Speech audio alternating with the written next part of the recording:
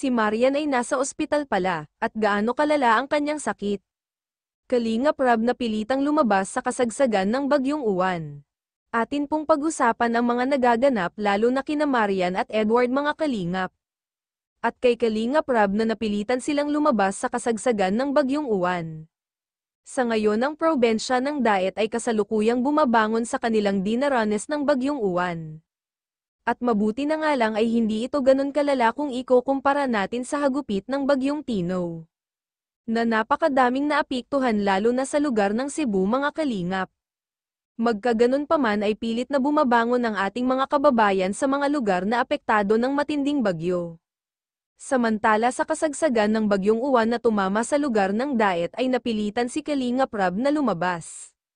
Upang maghanap ng mabibelang mga pangangailangan nila, lalo na ang pagkain mga kalingap, dahil na rin na hindi naman sukat akalain ni Kalingap Rab na halos lahat ng tendahan ay magsasara sila, at pagkatapos nga ng bagyo na naranasan ng ating mga kababayan sa lugar ng Daet ay makikita natin na maraming bahay ang nasira, at mga punong nabuwal, at mga kalsadang nasira, at sa kabilang banda naman nito ay biglang sinabi ni Kalingap Rab na itong si Marian ay nasa ospital pala.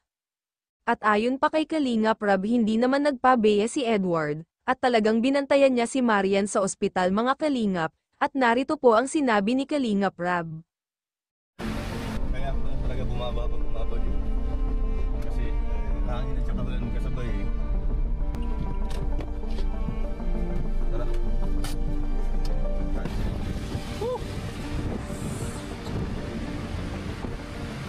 Grabe.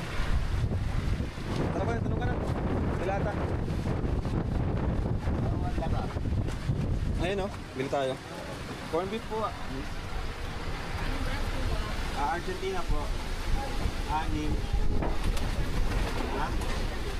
Ay, okay na yan. Yan. Ito. Tapos sardines. Ayan o. Grabe.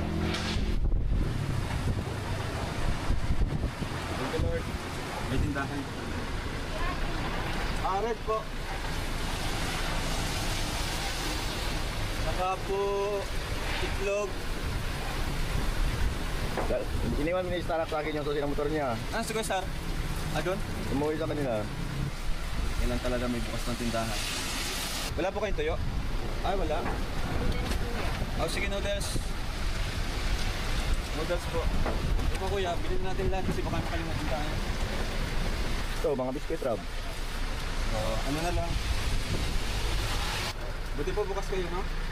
Salamat po kasi malaking tulong po sa mga hindi nakabili ng ang dami puro sarado kasi. Oo, no. Wala na talagang ibang bukat niya eh.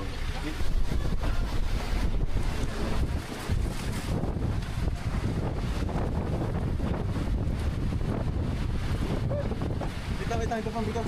Ah, meron mong bigas lang.